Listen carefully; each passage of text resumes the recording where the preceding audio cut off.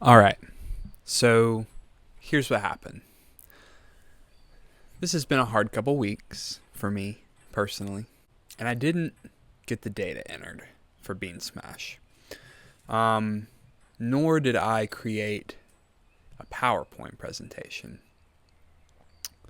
So what you're left with is just me and this piece of paper that I wrote everything down on. What my plan is to make sure I still do my job and give you guys some actionable intel for Monday is I'm going to wing it just based off of this. Just no script or visual aids. Just straight up Natasha Bedingfield unwritten. BeanSmash official draft roster September 30th. Wait a minute. Is that right? That can't be right. Hold on. Okay, I had the wrong freaking sheet. That's a good start.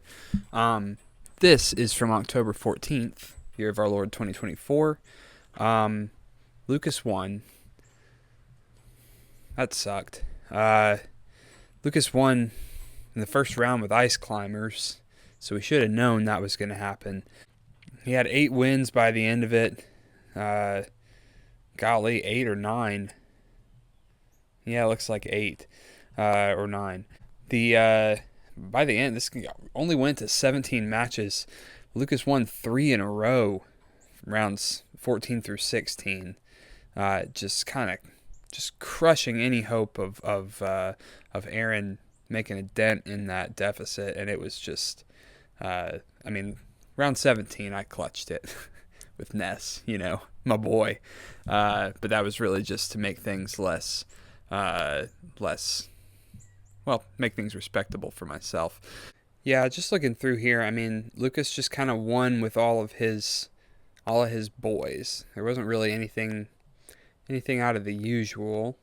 He did pull a win with Little Mac, which surprisingly doesn't happen that often, but I know I'm always scared to fight Little Mac when Lucas is at the helm.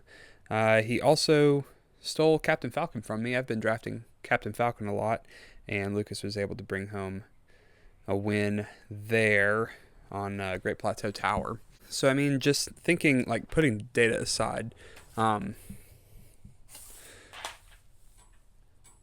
philosophically, my approach to the game this week is just going to be to try to introduce some chaos into the system. It's pretty clear from the data that my current strategy isn't really working, and I would urge really everyone else to try that as well. Like Ben, you and me, we clearly could I think we could wreak some real havoc if we really tried to switch things up and just drafted chaotically and picked some weird levels. I know that's going to be uncomfortable for you, Ben, especially. I know that there's really no levels that you like to play. Relocating inside because I had to take a work call.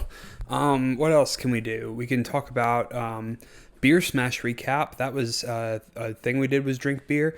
So let's go to our BeanSmash Recap, which is a recap within a recap wherein we recollect and show appreciation for the grain-based alcoholic beverages brought to us each week by members of our generous community. We're sponsored in part, as always, by Peace Tea for Aaron Foundation. The Peace Tea for Aaron Foundation. Peace Tea, a better way to suck your tea. Last week, week before last, we sipped on a delightful brew from Abridged, a local favorite of mine. They have a beer. It is called Synchronous IPA. Synchronous like the fireflies that we got around here in this beautiful part of the country. And the beer was beautiful too. It was an IPA, not too hoppy, not too sweet, just right there in that real nice West Coast IPA, hazy sort of deal. Just really spoke to me, and I thought we all enjoyed it quite a bit, and the can art was not bad either. So yeah, that was a good beer this week for our beer smash recap. I'm trying to think what else I can kind of what other truths I can spit without any data to back them up.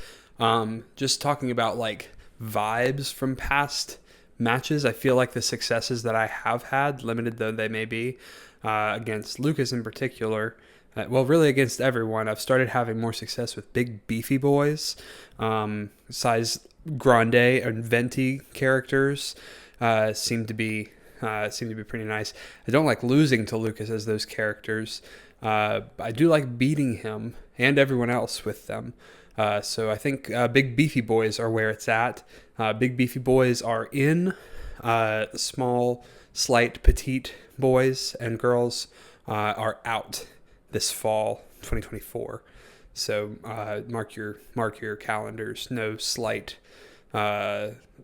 little effeminate figures on the battlefield after Labor Day, please and thank you.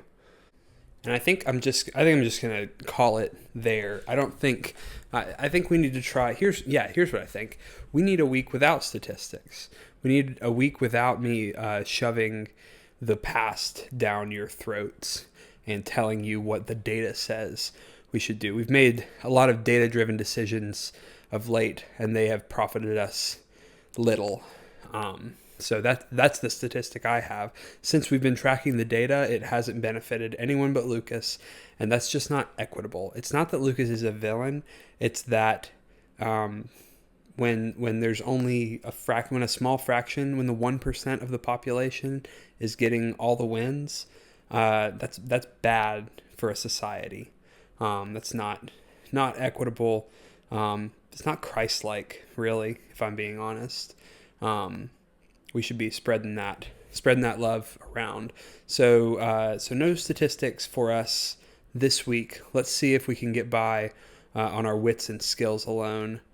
And with that, I leave you. Deuces.